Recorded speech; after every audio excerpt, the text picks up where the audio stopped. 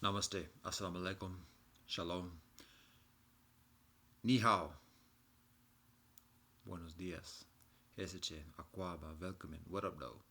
This is the weekly Holy Scriptures recorded recitation. This is portion numero 22. So this is actually, again, another advanced preparation with advanced preparation a few weeks in advance.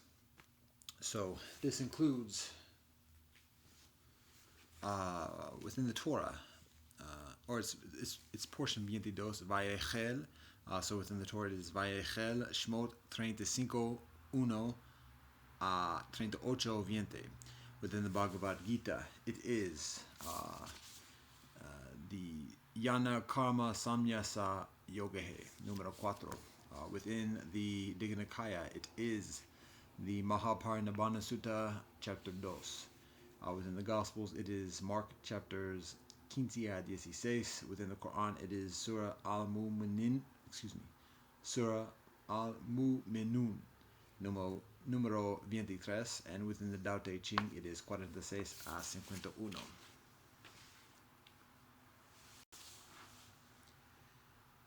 Bismillah ar-Rahman ar-Rahim. Allah wabha. Deus noster, qui es in celis, sanctificator nomen tuum, Vayakhel sanam. Dao kedao fehung dao. Ja. Baruch ata Adonai Eloheinu melech ha'olam hamotzi lachem min haaretz. Kyrie eleison. Sivu masu sabjagatehi. Sabe sata bavantu sukitata. Fagabia. Ubuntu. Shabonom. Frekako. Akwaba upendana amani. Umijika. Sheshe. Kumosunida. Domo arigato. Piluma yela wakantoka. Talk odokashin good. God, we thank you for all that you bless us. Government of God. At the Jama Yatafanami. Aho. Om Shanti Shanti Shanti. Amen.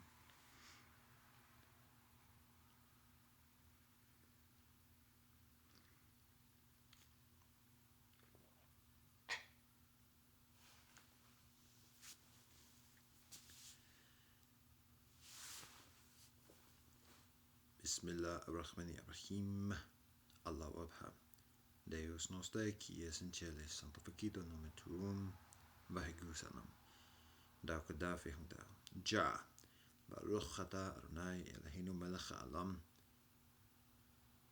Asher kitzanu bo mizotav v'tzivanu l'sok b'dvar Torah.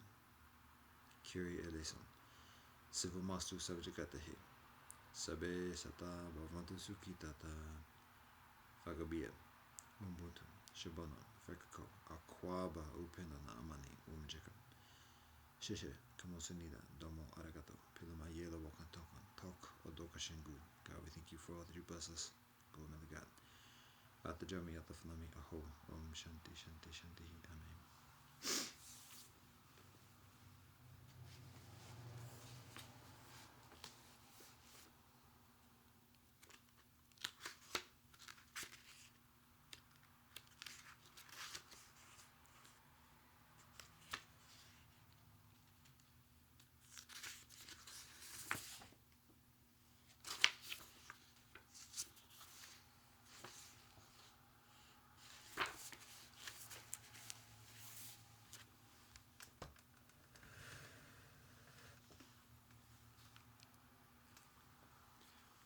Torah, Vayakhel, Shmot 35, 1 a 38, 20.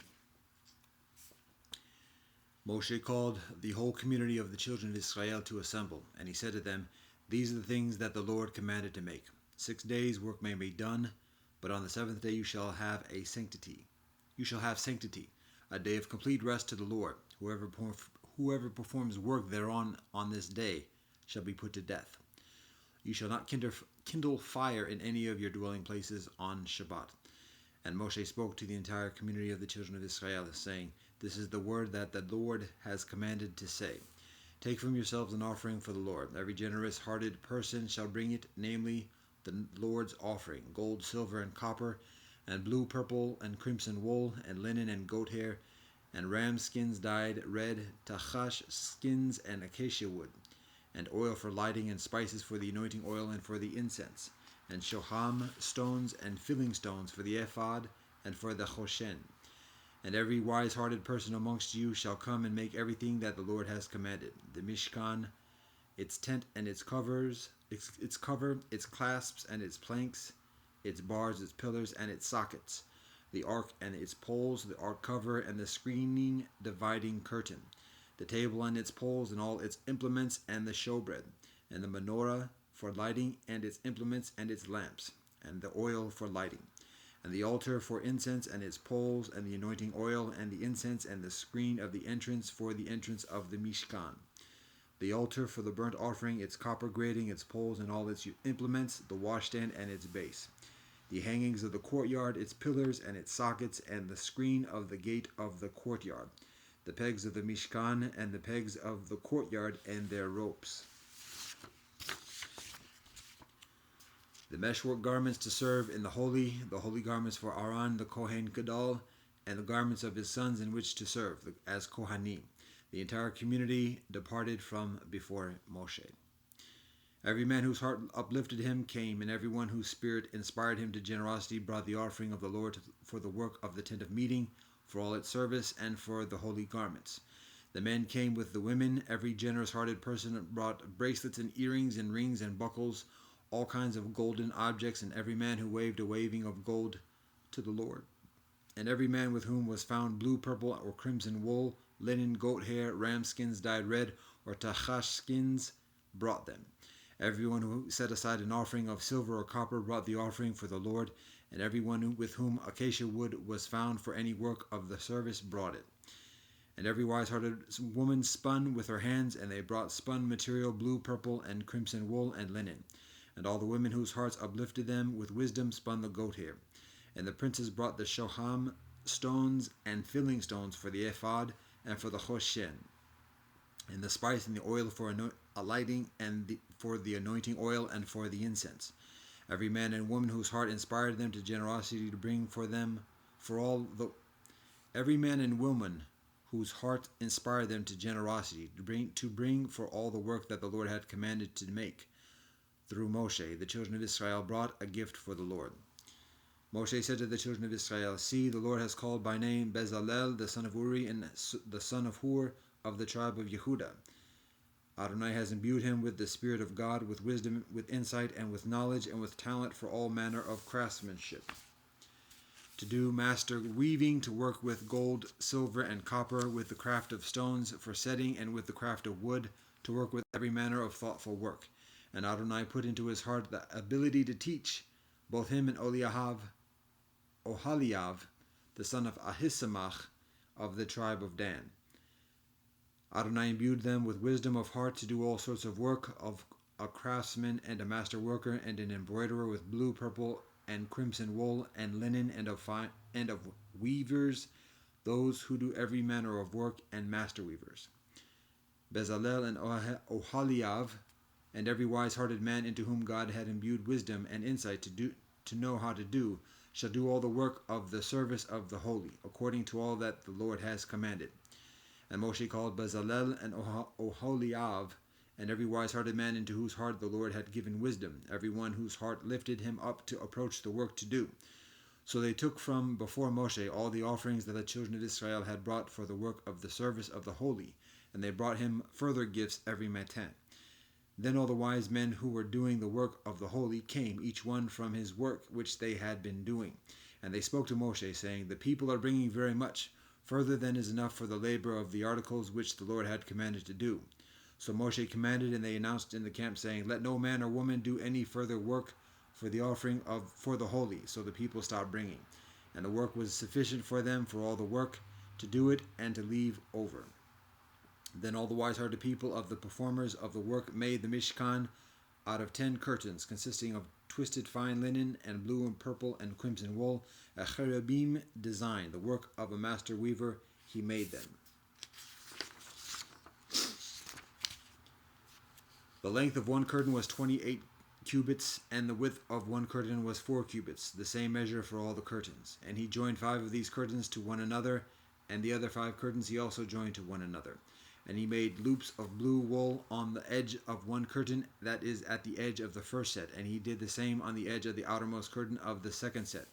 He made 50 loops on the edge of one curtain, and he made 50 loops on the edge of the curtain in the second set. The loops corresponded to one another. And he made 50 golden clasps, and he fastened the curtains to one another with the clasps, so the Mishkan became one. And then he made curtains of goat hair for a tent over the Mishkan. He made them 11 curtains. The length of one curtain was 30 cubits, and the width of one curtain was 4 cubits, the same measure for the 11 curtains. And he joined the 5 curtains by themselves and the other 6 curtains by themselves. And he made 50 loops on the edge of the outermost curtain of the first set, and he made 50 loops on the edge of the outermost curtain of the second set. And he made 50 copper clasps to fasten the tent together so that it became one. And he made a covering for the tent of ram skins dyed red, and a covering of tachash skins above.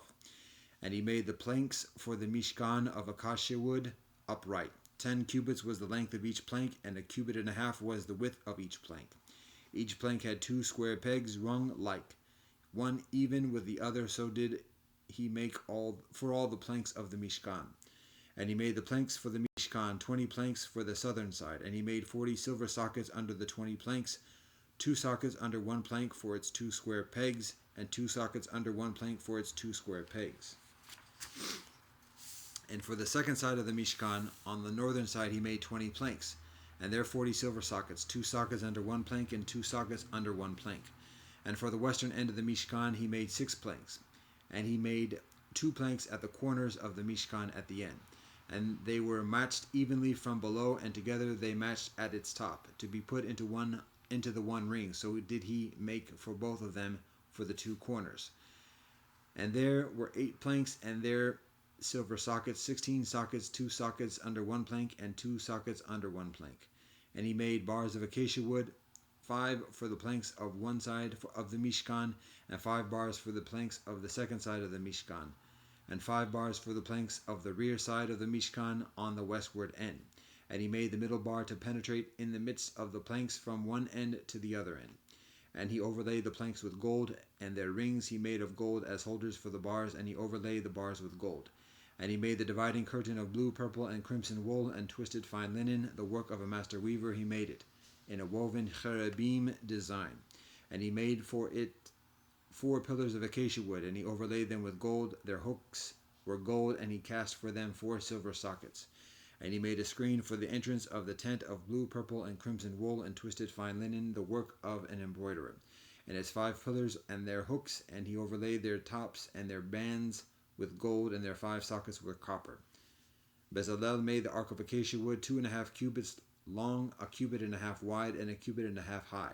And he overlaid it with pure gold from inside and from outside. And he made for it a golden crown all around.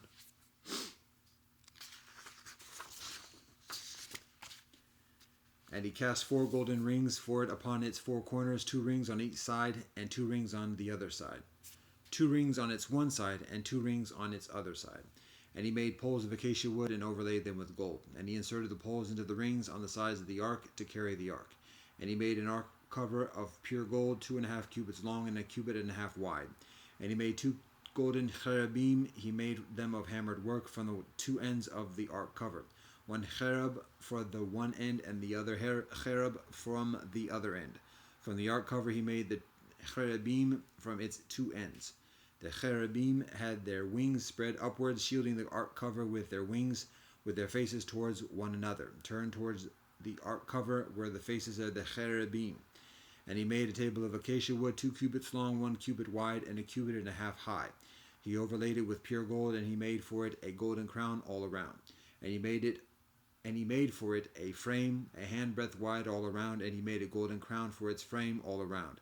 And he cast for it 4 golden rings, and he placed the rings on the 4 corners that are on its 4 legs. The rings were opposite the frame as holders for the poles with which to carry the table.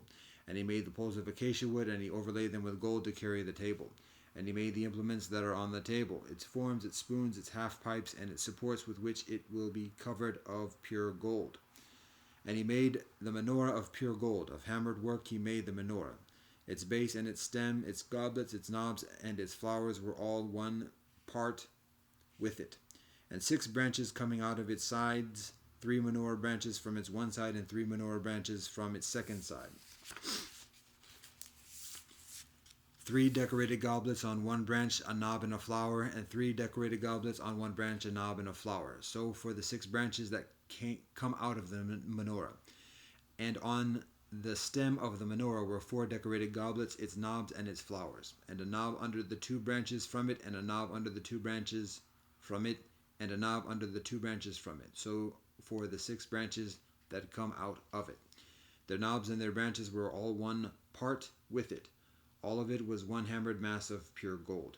And he made its lamps 7, and its tongs and its scoops of pure gold. He made it of a talent of pure gold and all its implements.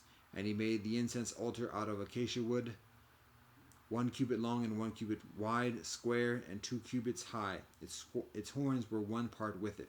And he overlaid it with pure gold on its top, its walls all around, and its horns. And he made for it a golden crown all around. And he made 2 golden rings for it underneath its crown, on its 2 corners, on its 2 sides, as holders for poles with which to carry it.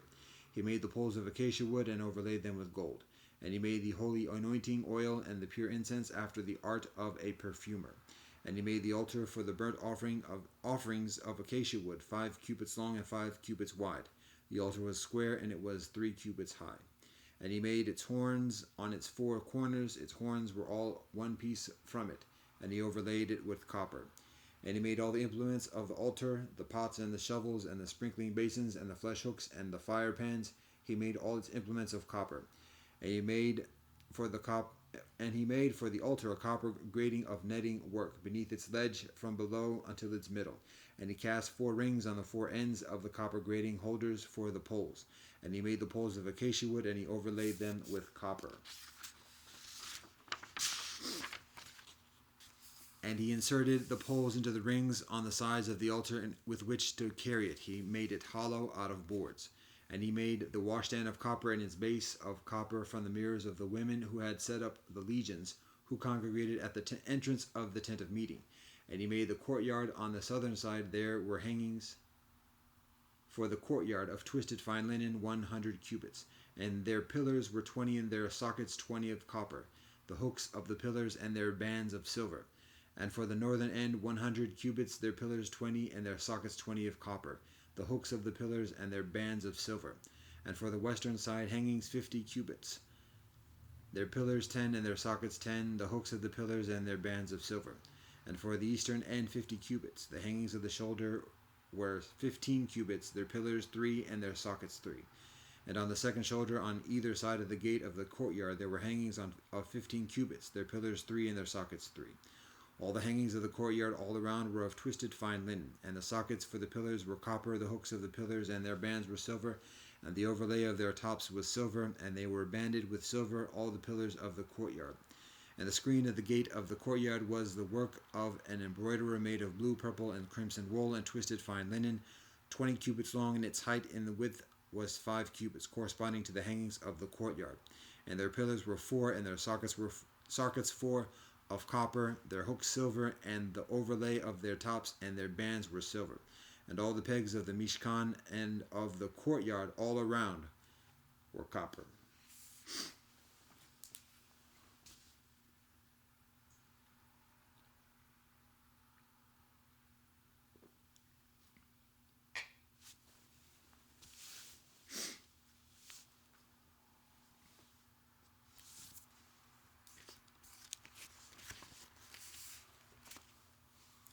Bhagavad Gita, Yanakarma Samyasa Yogehe.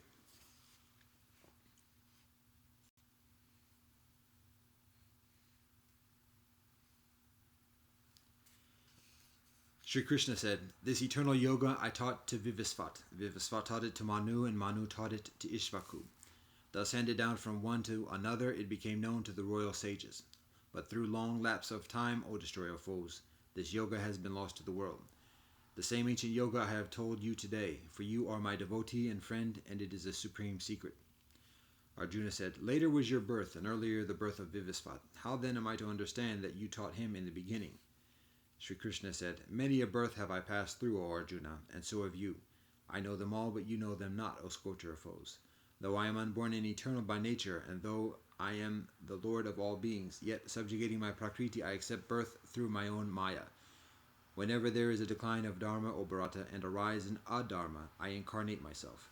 For the protection of the benevolent, for the destruction of the wicked, and for the establishment of Dharma, I am born in every age. Whoso knows in the true light my divine birth and action will not be born again when he leaves his body.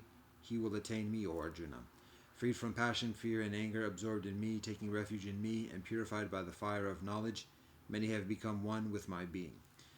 In whatsoever way men approach me, even so do I reward them. For it is my path, O Partha, that men follow in all things. Those who desire success in their works worship the angels here, for quickly in this world of man comes success from works.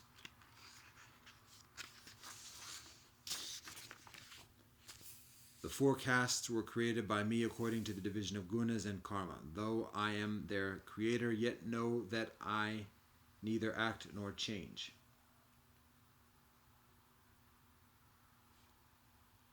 Action does not defile me, nor do I long for its fruit. He who knows me thus is not bound by his action. Men of old who sought liberation knew this and did their work. Therefore do your work as the ancients did in former times. Even the wise are perplexed as to what is action and what inaction. Therefore I will tell you what action is, that you may know and be freed from evil. For verily one has to understand what action truly is, and likewise what forbidden action is, and also what inaction is. Hard to understand is the way of action. He who sees inaction in action, and action in inaction, he is wise amongst men, he is a yogi, and he has performed all action. He whose undertakings are all free from desires and self-will, and whose works are consumed in the fire of knowledge, he by the wise is called a sage. Giving up attachment to the fruit of action, ever content and dependent on none, though engaged in work, he does no work at all. Free from desire, with body and mind controlled, and surrendering all possessions, he incurs no sin through mere bodily activity. Satisfied with what comes to him without any effort on his part, rising above the pairs of opposites, free from envy and even-minded in success and failure, though acting he is not bound. The works of a man whose attachment is gone, who is free, and whose mind is established in knowledge, melt away entirely, being done as for jnana. To him Brahman is the offering, and Brahman is the oblation, and it is Brahman who offers the oblation in the fire of Brahman. Brahman alone is attained by him who thus sees Brahman in action. Some yogis offer oblations to the devas alone, whilst others in the fire of Brahman offer the self by the self.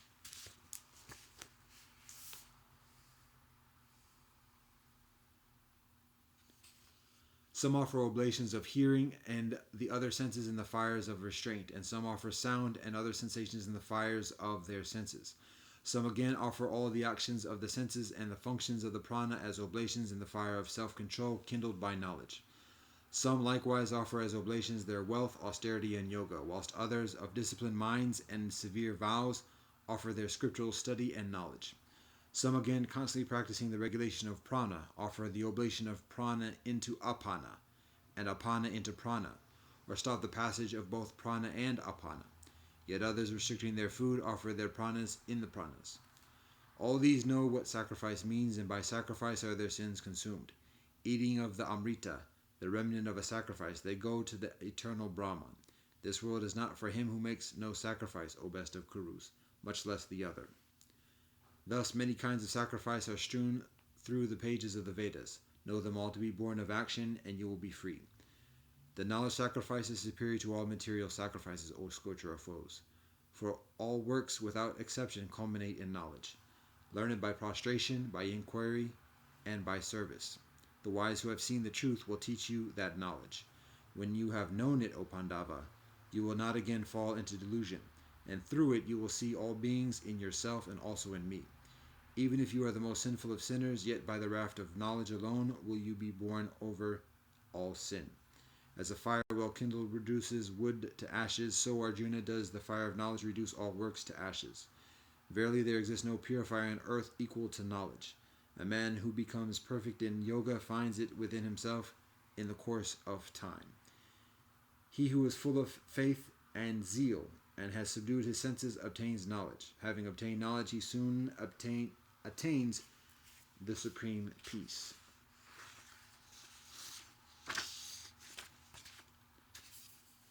But the man who is ignorant and without faith and always doubting goes to ruin. Not this world nor the world beyond, nor happiness is for the doubting soul.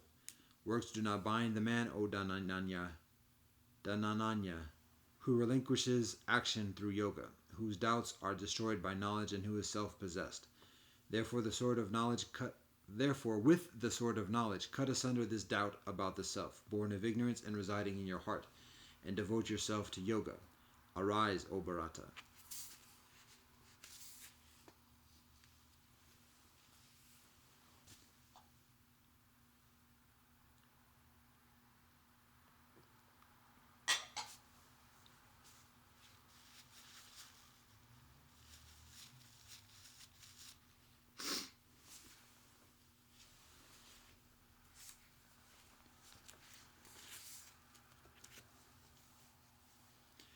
Dignikaya, the Mahaparinibbana Sutta, chapter 2, or chapter 16, 2.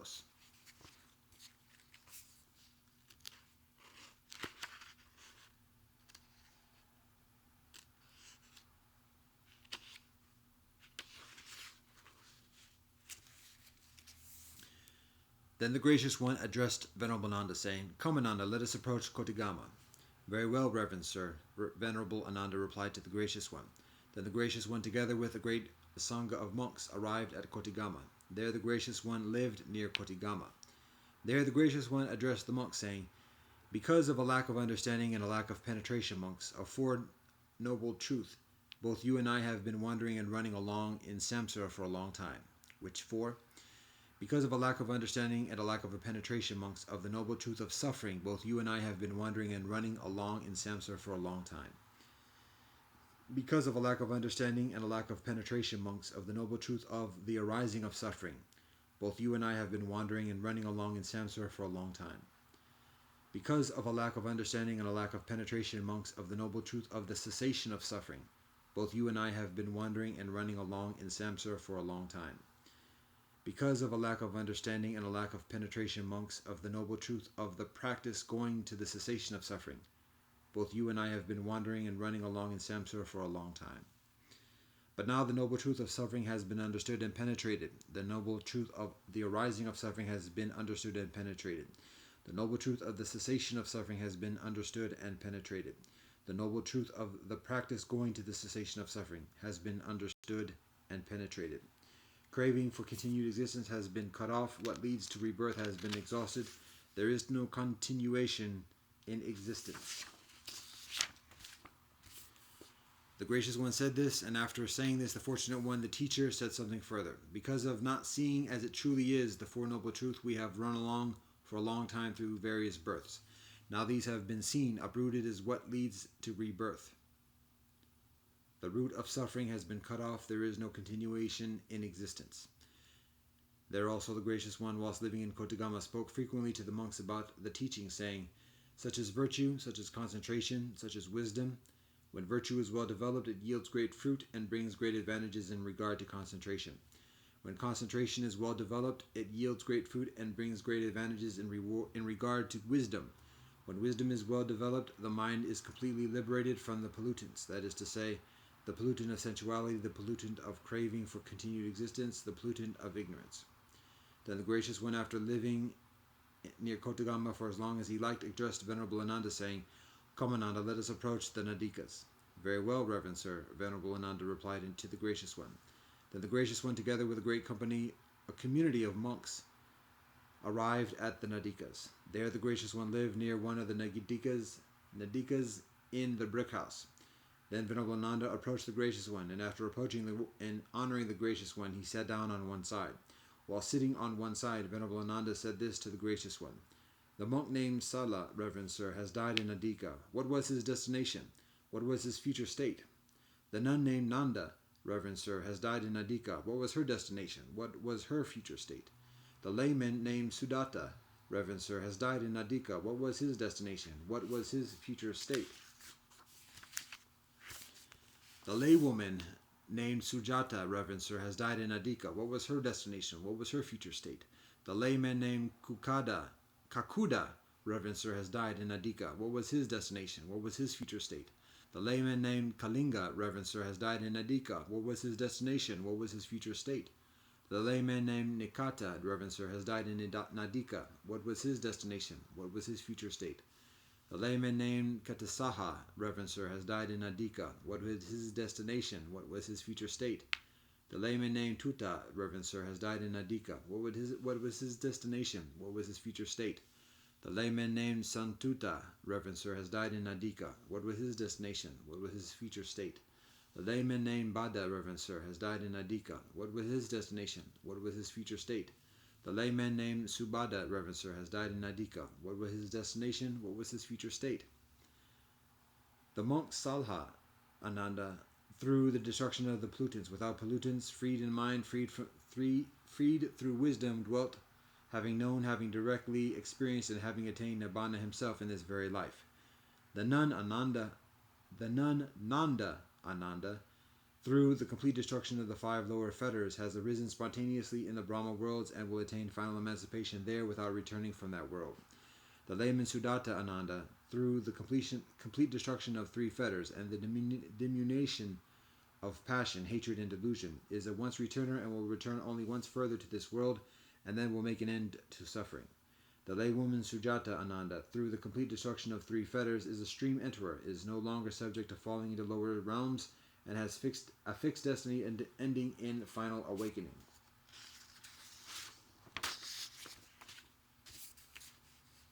The layman Kakuda Ananda, through the complete destruction of the 5 lower fetters, has arisen spontaneously in the Brahma worlds and will attain final emancipation there without returning from that world. The layman Kalinga Ananda, through the complete destruction of the 5 lower fetters, has arisen spontaneously in the Brahma worlds and will attain final emancipation there without returning from that world. The layman Nikata Ananda, through the complete destruction of the 5 lower fetters, has arisen spontaneously in the Brahma worlds and will attain final emancipation there without returning from that world. The layman Katisaha Ananda, through the complete destruction of the 5 lower fetters, has arisen spontaneously in the Brahma worlds and will attain final emancipation there without returning from that world. The layman Tuta Ananda, through the complete destruction of the 5 lower fetters, has arisen spontaneously in the Brahma worlds and will attain final emancipation there without returning from that world. The layman Santuta Ananda, through the complete destruction of the 5 lower fetters, has arisen spontaneously in the Brahma worlds and will attain final emancipation there without returning from that world. The layman Bada Ananda, through the complete destruction of the 5 lower fetters, has arisen spontaneously in the Brahma worlds and will attain final emancipation there without returning from that world. The layman Subada Ananda, through the complete destruction of the 5 lower fetters, has arisen spontaneously in the Brahma worlds and will attain final emancipation there without returning from that world. Further than 50 laymen, Ananda, have died in Nadika, who, through the complete destruction of the 5 lower fetters, have arisen spontaneously in the Brahma worlds and will attain final emancipation there without returning from that world. In excess of 90 laymen, Ananda, have died in Nadika, who, through the complete destruction of the 3 fetters and the diminution of passion, hatred, and delusion, are once returners, and will return only once further to this world, and then will make an end to suffering. In excess of 500 laymen, Ananda, have died in Nadika, who, through the complete destruction of 3 fetters, are stream enterers, no longer subject to falling into the lower realms, and have a fixed destiny ending in final awakening. But it is not such a wonder, Ananda, that those who have become human should die. But if every time there is a death in this place, after approaching the realized one, you were to ask about it, Ananda, that would be troublesome to the realized one. Therefore, Nanda, I will teach this presentation of the Dharma, called the mirror of the true nature of things, endowed with which a noble disciple desiring to do so may declare about himself, exhausted his birth in hell, exhausted his birth in an animal's womb, exhausted his birth in the realm of the fallen spirits, exhausted his falling into an unfortunate destiny in the lower realms. I am a stream enterer, no longer subject to falling into the lower realms, and have a fixed destiny ending in final awakening. And what, Ananda, is this presentation of the Dharma called the mirror of the true nature of things, endowed with which a noble disciple desiring to do so may declare about himself, exhausted his birth in hell, exhausted his birth in an animal's womb, exhausted his birth in the realm of the fallen spirits, exhausted his falling into an unfortunate destiny in the lower realms. I am a stream enterer, no longer subject to falling into the lower realms, and have a fixed destiny ending in final awakening. Here, Ananda, a noble disciple is endowed with perfect confidence in the Buddha, thinking, Such is he, the gracious one, the worthy one, the perfect Sambuddha, the one endowed with understanding and benevolent conduct, the fortunate one, the one who understands the worlds, the unsurpassed guide for those people who need taming, the teacher of angels and men, the Buddha, the gracious one. He is endowed with perfect confidence in the teaching, thinking.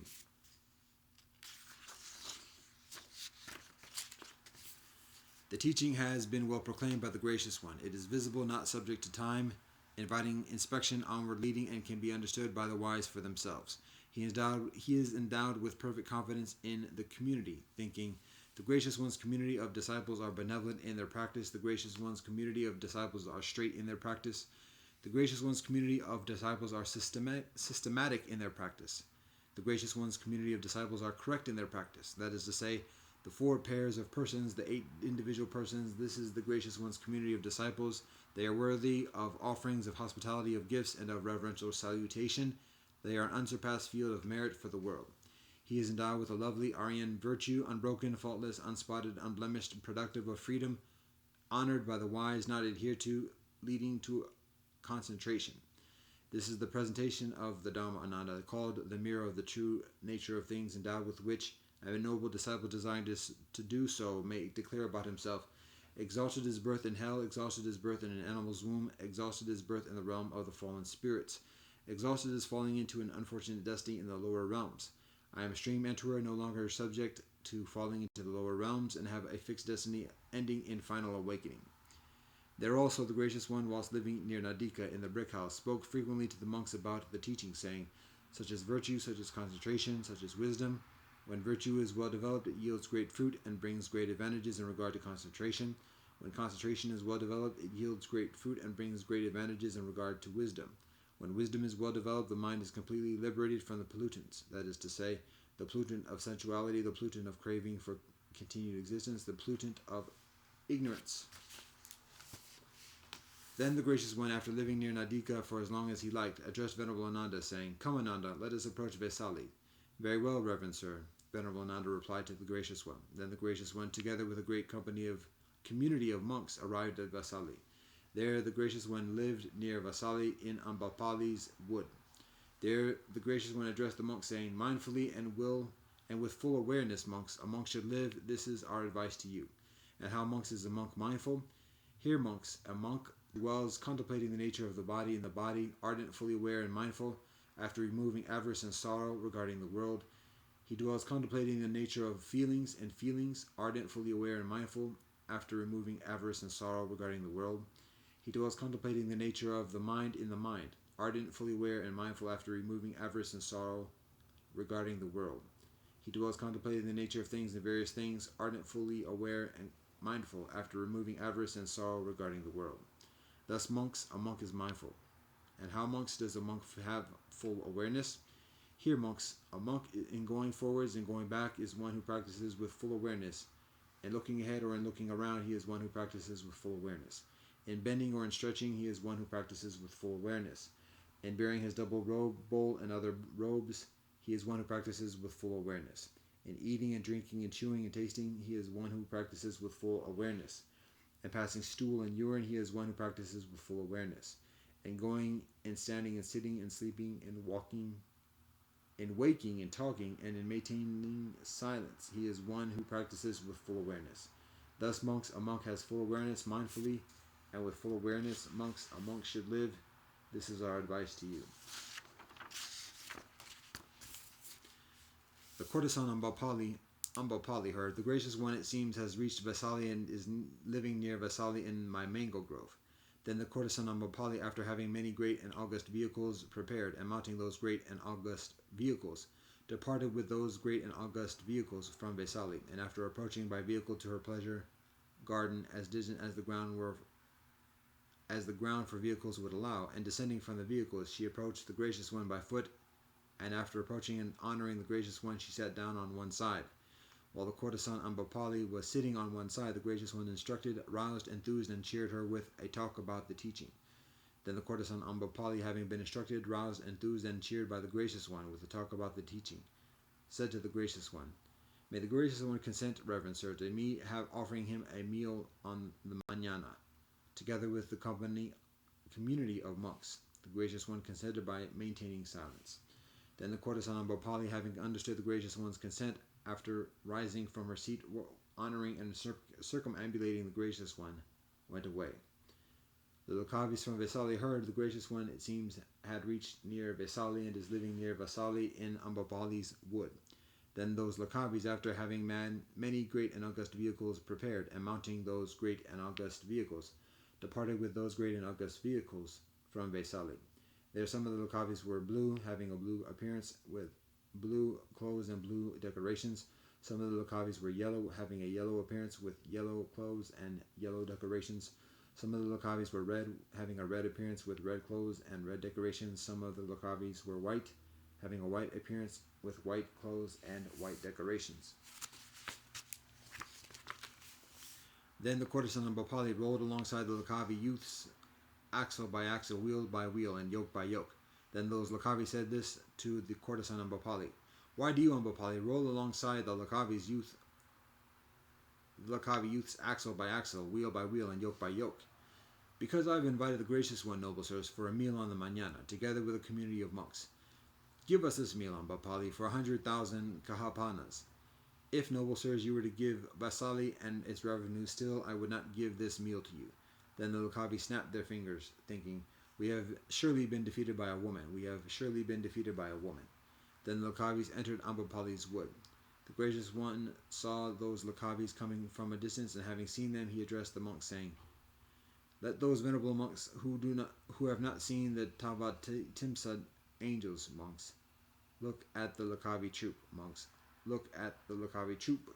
Monks, contemplate the Lokavi troop. Monks, who are like the Tavatimsa angels." Then after the Lokavis had gone as distant as the ground for vehicles would allow, and he had descended from the vehicles, they approached the gracious one by foot, and after approaching and honoring the gracious one, they sat down at one side.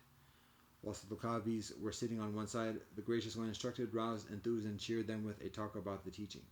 Then the Lokavis, having been instructed, roused, enthused, and cheered by the gracious one with a talk about the Dharma, said to the gracious one, "Please consent to us offering a meal on the mañana, together with a company of monks. I have already consented to the courtesan Ambopali's meal on the morrow." Then the Lokavi snapped their fingers, thinking,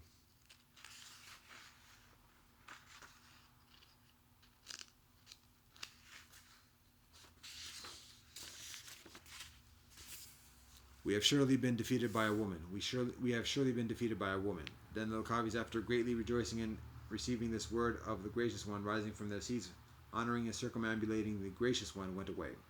Then the courtesan Ambopali, after the night had passed, having had excellent foodstuffs made ready in her own pleasure park, had the time announced to the gracious one, saying, "It is time, reverend sir, the meal is ready."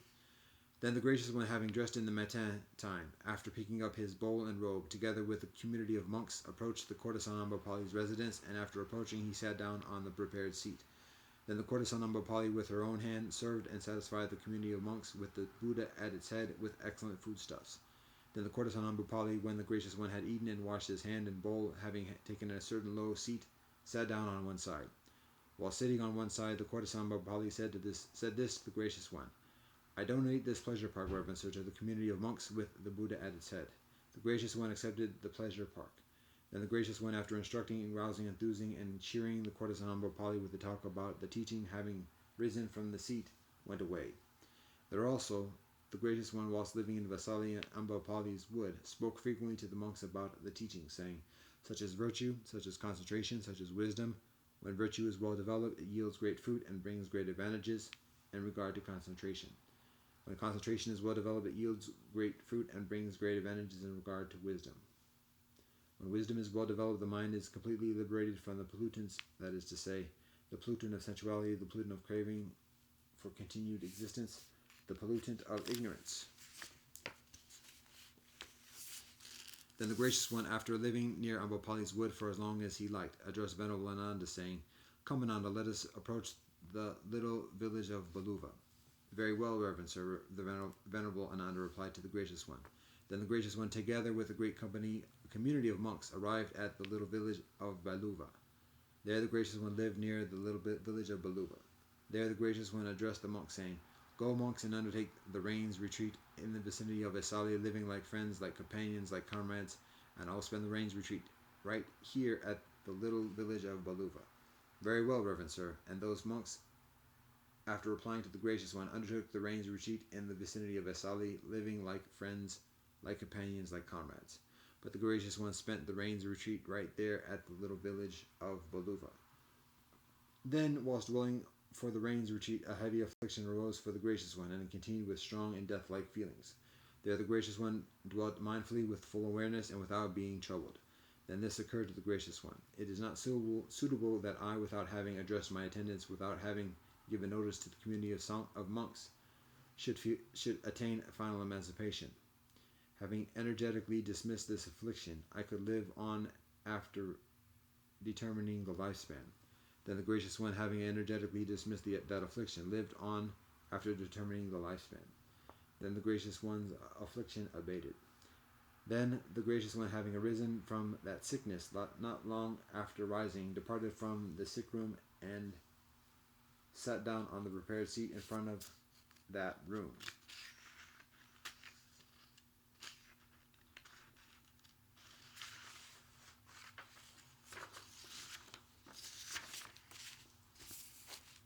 Then Viramananda approached the gracious one, and after approaching and honoring the gracious one, he sat down on one side. While sitting on one side, Venerable Ananda said this to the gracious one.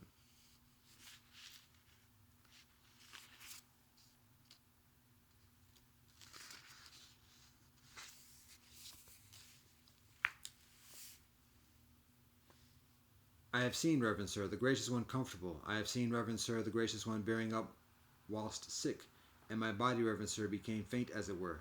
And although I could not see straight and things were not clear, it appeared to me, reverend sir, that the gracious one was sick. But it was some small comfort that the gracious one would not attain full emancipation until the gracious one had spoken regarding the Sangha of monks.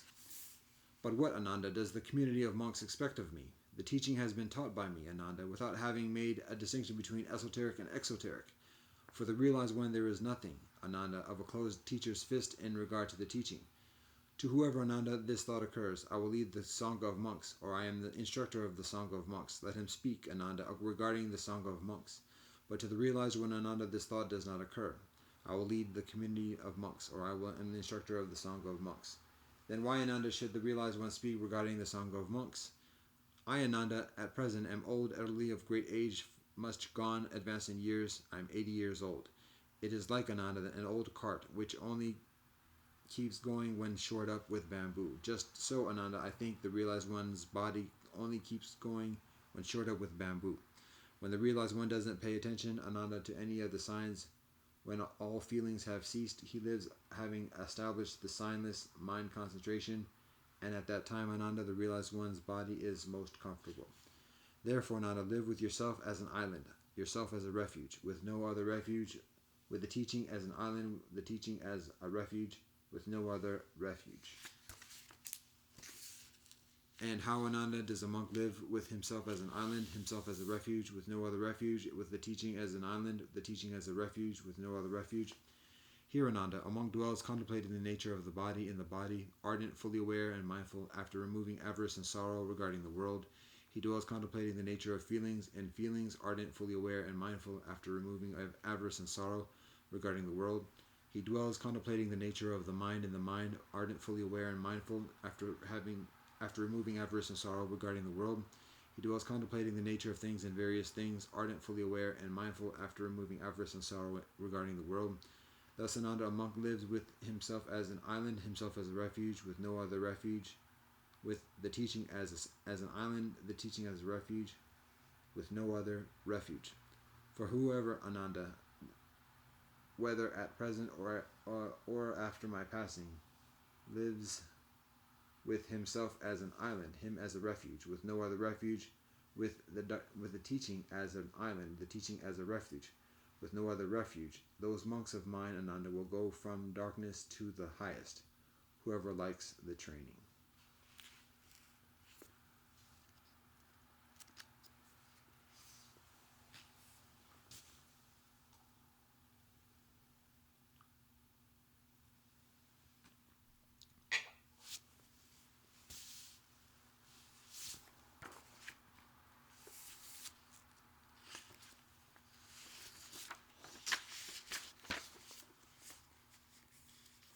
Gospels, Mark 15:16.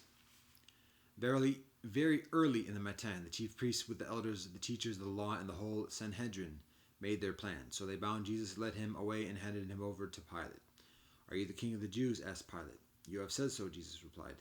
The chief priests accused him of many things. So again, Pilate asked him, Aren't you going to answer? See how many things they are accusing you of?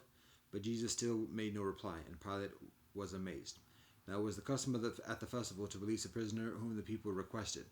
A man called Barabbas was in prison with the insurrectionists who had committed murder in the uprising. The crowd came up and asked Pilate to do for them what he usually did. Do you want me to release to you the king of the Jewish brethren? Asked Pilate, knowing it was out of self-interest that the chief priests had handed Jesus over to him. But the chief priests stirred up the crowd to have Pilate release Barabbas instead. What shall I do then with the one you call the king of the Jewish brethren? Pilate asked them. Crucify him, they shouted. Why, what crime has he committed? Asked Pilate. But they shouted all the louder, Crucify him. Wanting to satisfy the crowd, Pilate released Barabbas to them. He had Jesus flogged and handed him over to be crucified. The soldiers led Jesus away into the palace, that is the Praetorium, and called together the whole company of soldiers. They put a purple robe on him, then twisted together a crown of thorns, and set it on him. And they began to call out to him, Hail, King of the Jewish brethren! Again and again they struck him on the head with the staff and spit on him, falling on their knees, and they paid homage to him. When they had mocked him, they took off the purple robe and put his own clothes on him. Then they led him out to crucify him.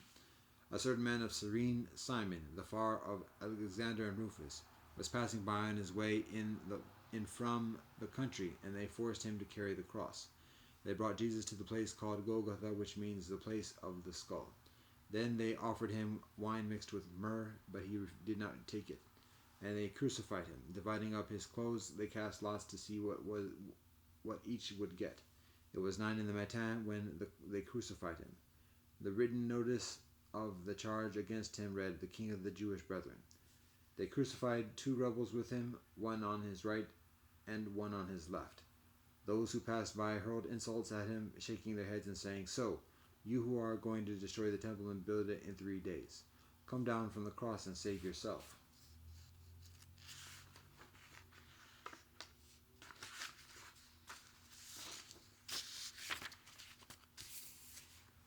In the same way, the chief priests and the teachers of the law mocked him amongst themselves. He saved others, they said, but he can't save himself.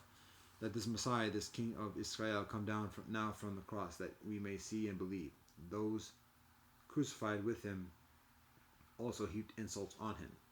At noon, darkness came over the entire land until 3 in the afternoon. And at 3 in the afternoon, Jesus cried out in a loud voice, Eloi, Eloi, lemech sabachthani, which means, my God, why have you forsaken me? When some of those standing near heard this, they said, Listen, he's calling Eliyahu. Some ran, filled a sponge with wine and vinegar, put it on a stone, and offered it to Jesus to drink. Now leave him alone. Let's see if Eliyahu comes to take him down, he said. With a loud voice, Jesus breathed his last. The curtain of the temple was torn in 2 from top to bottom. And when the centurion who stood there in front of Jesus saw how he died, he said, Surely this man was the Son of God. Some women were watching from a distance. Amongst them were Mary Magdalene, Mary the mother of Jesus, James the younger, and of Joseph, and Salome. In Galilee these women had followed him and cared for his seeds. Many other women who had come up with him to Jerusalem were also there. It was preparation day, that is, the day before Shabbat. So as evening approached,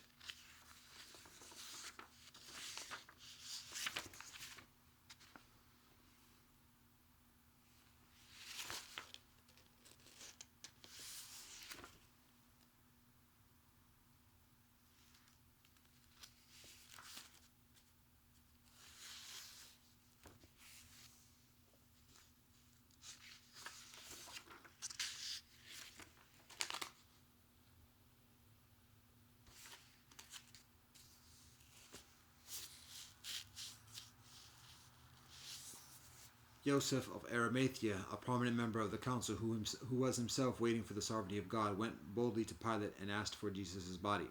Pilate was surprised to hear that he was already dead. Summoning the centurion, he asked if Jesus had already died. When he learned from the centurion that it was so, he gave the body to Joseph. So Joseph bought some linen cloth, took down the body, wrapped it in the linen, and placed it in a tomb cut out of rock. Then he rolled a stone against the entrance of the tomb. Mary Magdalene and Mary the mother of Joseph saw where he was laid.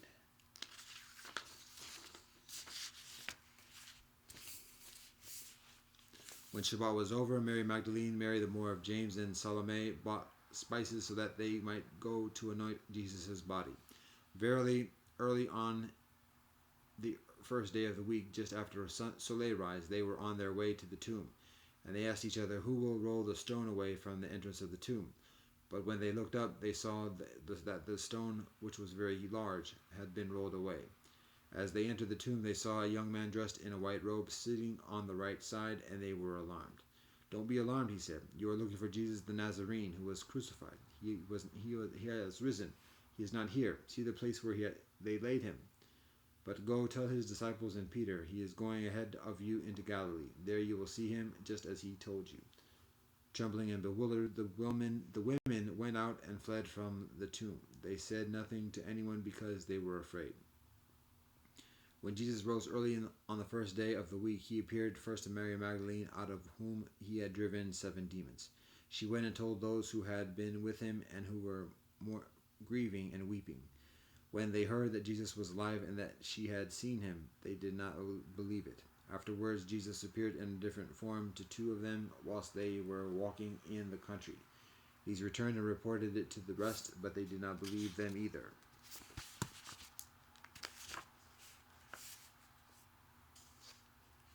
Later, Jesus appeared to the 11 as they were eating. He rebuked them for their lack of faith and their stubborn refusal to believe those who had seen him after he had risen. He said to them, "Go into all the world and preach the gospel to all creation. Whoever believes and is baptized will be saved, but whoever does not believe will be condemned. And these signs will accompany those who believe in my name. They will drive out demons. They will speak in new tongues. They will pick up snakes with their hands, and when they drink deadly poison, it will not hurt them at all. They will place their hands on sick people, and they will get well." After the Master Jesus had spoken to them, he was taken up into heaven, and he sat at the right hand of God. Then the disciples went out and preached everywhere, and the Master worked with them, confined his word by the signs that accompanied it.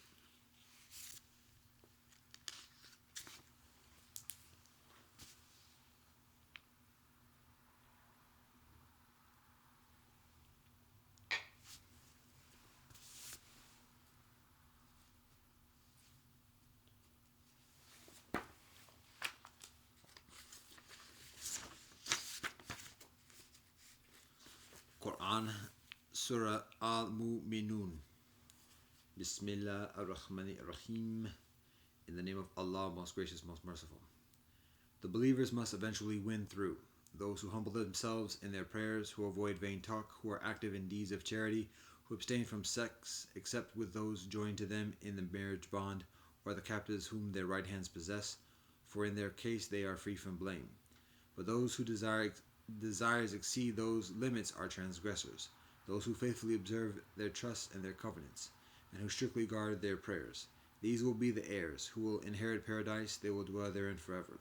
Man we did create from a quintessence of clay. Then we placed him as a drop of sperm in a place of rest firmly fixed. Then we made the sperm into a clot of congealed blood. Then of that clot we made a fetus lump. Then we made out of that lump bones and clothed the bones with flesh. Then we developed out of it another creature. So blessed be Allah, the best to create. After that, at length ye will die. Again, on the day of judgment, ye will be raised up. And we have made above you 7 tracks, and we are never unmindful of our creation. And we send down water from the sky according to due measure, and we cause it to soak in the soil, and we certainly are able to drain it off with ease. With it we grow for you gardens of date palms and vines. In them have ye abundant fruits, and of them ye eat and have enjoyment. Also a tree springing out of Mount Sinai, which produces oil and relish for those who utilize it for food. And in cattle too ye have an instructive example. From within their bodies we produce milk for you to drink. there are in them besides numerous other benefits for you, and of their meat ye eat, and on them as well as on in ships ye side. Further, we sent a long line of prophets for your instruction. We sent Noah to his people. He said, O my people, worship Allah. Ye have no other deity but Allah. Will ye not fear Allah? The chiefs of the unbelievers amongst his people said, He is no further than a man like yourselves. His wish is to assert his superiority over you. If Allah had wished to send messengers, Allah could have sent down angels. Never did we hear such a thing as he says amongst our ancestors of old. And some said, He is only a man possessed. Wait and have patience with him for a time. Noah said, O my Lord, help me, for that they accuse me of falsehood. So we inspired him with this message. Construct the ark within our sight and under our guidance. Then, when comes our command and the fountains of the earth gush forth, take thou on board pairs of every species, male and female, and thy family, except those of them against whom the word has already gone forth. And address me not in favor of the wrongdoers, for they shall be drowned in the flood.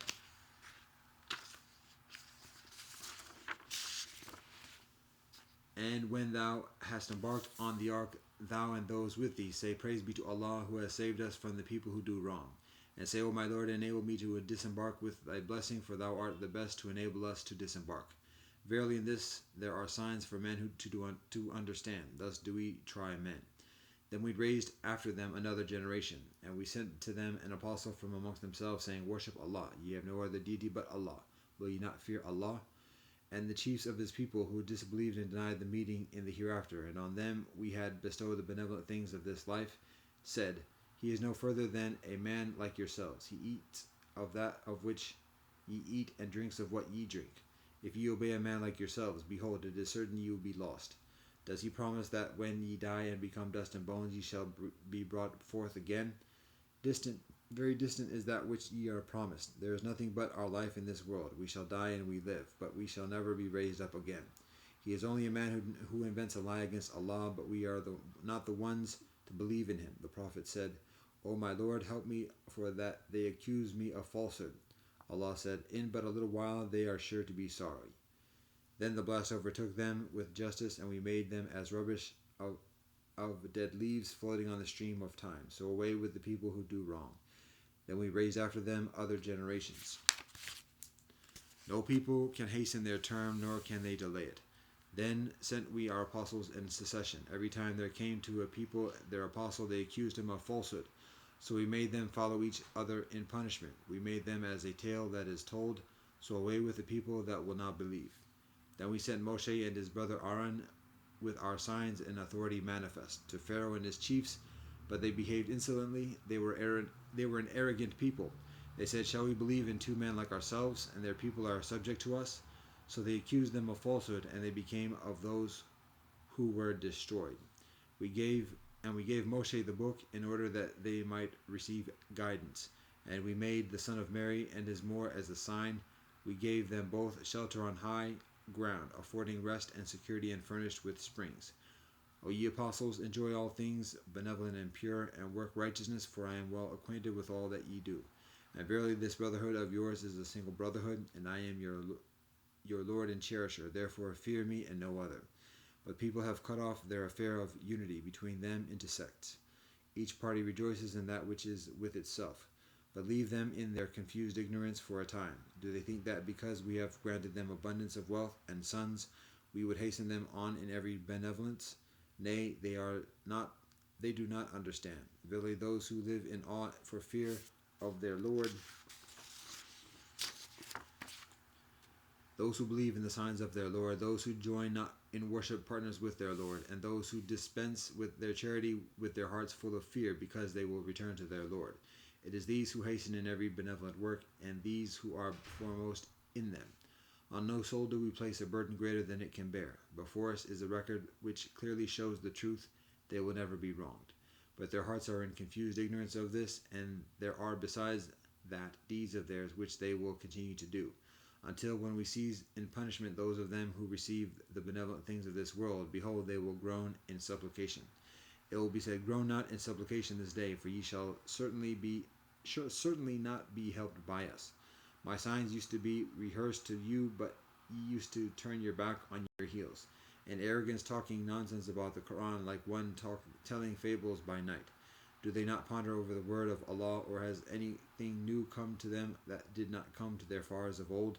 Or do they not recognize their messenger that they deny him? Or do they say he is possessed? Nay, he has brought them with the truth, but most of them hate the truth. If the truth had been in accord with their desires, truly the heavens and the earth and all beings therein would have been confusion and corruption. Nay, we have sent them their admonition, but they turn away from their admonition. Or is it that thou askest them for some recompense? But the recompense of thy Lord is best. Allah is the best of those who give sustenance. But verily thou callest them to the straight way, and verily those who believe not in the hereafter are deviating from that way.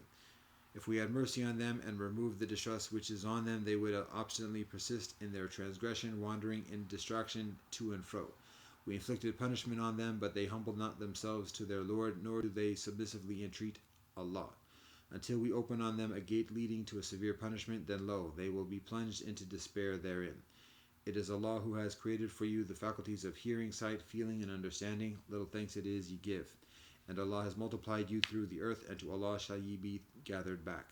It is Allah who gives life and death, and to Allah is due the alternation of night and day. Will ye not then understand? On the contrary, they say things similar to what the ancients said. They say, what, when we die and become dust and bones, could we truly be raised up again? Such things have been promised to us and to our fathers before. They are nothing but tales of the ancients. Say, to whom belong the earth and all beings therein? Say, if ye know. They will say, to Allah. Say, what yet will ye not receive admonition? Say, who is the Lord of the seven heavens and the Lord of the throne of glory supreme? They will say, they belong to Allah. Say, will ye not then be filled with awe? Say, who is it in whose hands is the governance of all things, who protects all but is not protected of any? Say, if ye know.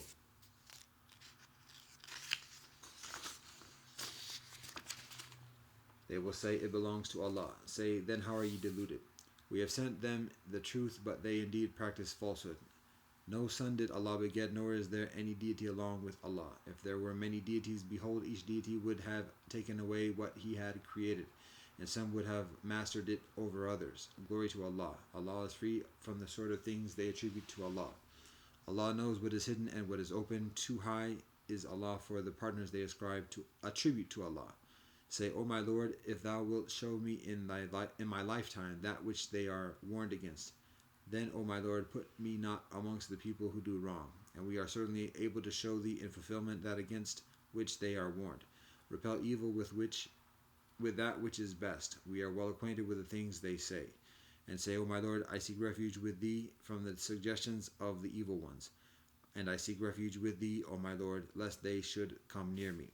And falsehood will they be until when death comes to one of them that he says, O my Lord, send me back to life, in order that I may work righteousness in the things I neglected. By no means it is a word he says. It is but a word he says. Before them is a partition till the day they are raised up. Then when the trumpet is blown, there will be no further relationships between them that day, nor will one ask after another. Then those whose balance of benevolent deeds is heavy, they will attain salvation. But those whose balance is light will be those who have lost their souls. In hell will they abide. The fire will burn their faces, and they will therein grin with their lips displaced. Were not my signs rehearsed to you, and ye did but treat them as falsehood? They will say, Our Lord, our misfortune overwhelmed us, and we became a people astray. Our Lord, bring us out of this. If ever we return to evil, then shall we be wrongdoers indeed. Allah will say, Be ye driven into it with ignominy, and speak ye not to me. A part of my servants there was who used to pray, Our Lord, we believe. Then do thou forgive us, and have mercy upon us, for thou art the best of those who show mercy. But ye treated them with ridicule, so much so that ridicule of them made you forget my message, whilst ye were laughing at them. I have rewarded them this day for their patience and constancy. They are indeed the ones who have achieved bliss. Allah will say, What number of years did ye stay on earth? They will say, We stayed a day, or part of a day, but ask those who keep account. Allah will say, Ye stayed not but a little, if ye had only known. Did ye then think that we had created you in jest, and that ye would not be brought back to us for account? Therefore exalted be Allah, the Sovereign, the reality, there is no deity but Allah, the Lord of the throne of honor. If anyone invokes besides Allah any other deity, he has no authority therefor, and his reckoning will be only with his Lord. And verily the unbelievers will fail to win through. So say, O my Lord, grant thou forgiveness and mercy, for thou art the best of those who show mercy.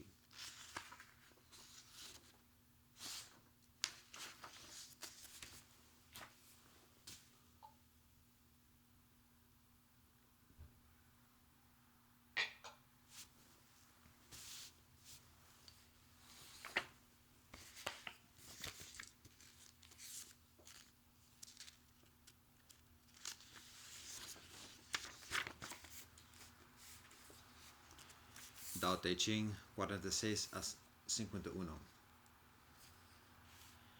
When the world has the Tao, fast horses are retired to till the soil. When the world lacks the Tao, war horses give birth on the battlefield. There is no crime greater than greed, no disaster greater than discontentment, no fault greater than avarice. Thus the satisfaction of contentment is the lasting satisfaction.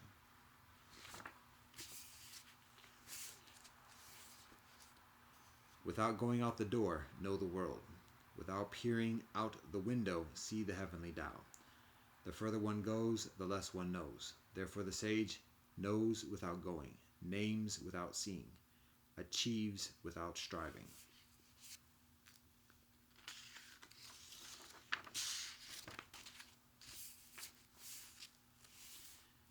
Pursue knowledge, daily gain. Pursue Tao, daily loss. Loss and further loss, until one reaches unattached action. With unattached action, there is nothing one cannot do. Take the world by constantly applying non-interference. The one who interferes is not qualified to take the world.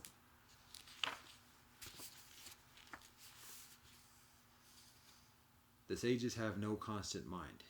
They take the mind of the people as their mind. Those who are benevolent, I am benevolent to them. Those who are not benevolent, I am also benevolent to them. Thus the virtue of benevolence. Those who believe, I believe them. Those who do not believe, I also believe them. Thus the virtue of belief. The sages live in the world. They cautiously merge their mind for the world. The people all pay attention with their ears and eyes. The sages care for them as children.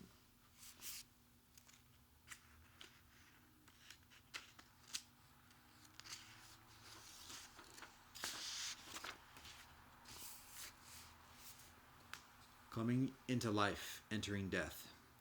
The followers of life, 3 and 10. The followers of death, 3 and 10. Those whose lives are moved towards death, also 3 and 10. Why? Because they live lives of excess. I've heard of those who are beneficial at cultivating life. Traveling on the road, they do not encounter rhinos or tigers. Entering into an army, they are not harmed by weapons. Rhinos have nowhere to thrust their horns.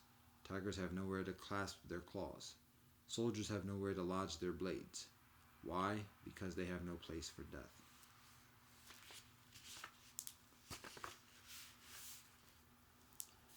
Tao produces them, virtue raises them. Things shape them, forces perfect them. Therefore all things respect the Tao and value virtue. The respect for Tao, the value of virtue, not due to command, but to constant nature. Thus Tao produces them, virtue raises them, grows them, educates them, perfects them, matures them, nurtures them, protects them, produces but does not possess, acts but does not flaunt, nurtures but does not dominate. This is called mystic virtue.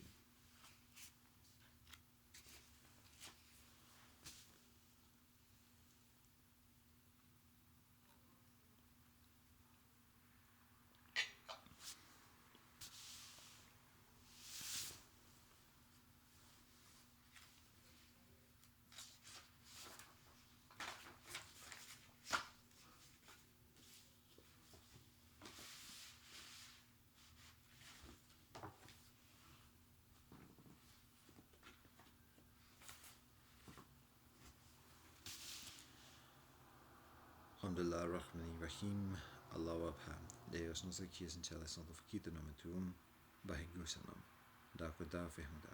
Ja. Baruch ata Adonai Eloheinu melech haolam asher kitzalanu b'mitzvotav v'tzivanu l'suk b'davai Torah. Kyrie eleison. Sivu masu savrigatehim. Sabe sata bavanta sukitata. Fagabia. Ubutum. Shibano. Fakako. Aquaba. Upinana. Amani. Umajekam. Shishin. Kamosunida. Damo. Arigato. Pelama. Yela. Wokan. Toka. Toka. Toka. Shingoin. God, we thank you for all your blessings. Come on, God.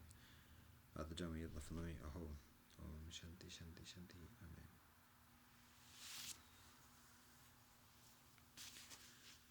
Alhamdulillah. Rahmani Rahim. Allah wabha. Deus noste, qui es in cielo, sanctificato nomen tuum, Vayakhel sanam. Dakwada fehmda. Ja. Baruch ata Adonai Eloheinu melech haolam, hamotzi lachem min haaretz. Kyrie eleison. Sivu masu savrigatehim. Sabe sata bavanta sukitata. Fagabia. Ubutum. Shibana. Fakako. Aquaba. Upinana. Amani. Umajekam. Shishin. Kamosunida. Damo. Arigato. Pelama. Yela. Wokan. Toka. Toka. Odoka. Shingun. God, we thank you for all that you bless us. Go over to God. At the Jami Yatafnami. Aho. Om. Shanti. Shanti. Shanti. Amen.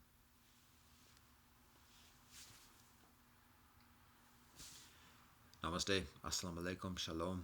Zaijen. Adios. Teja Chakaris. Asumudwo. Kile Ufred. One love and peace.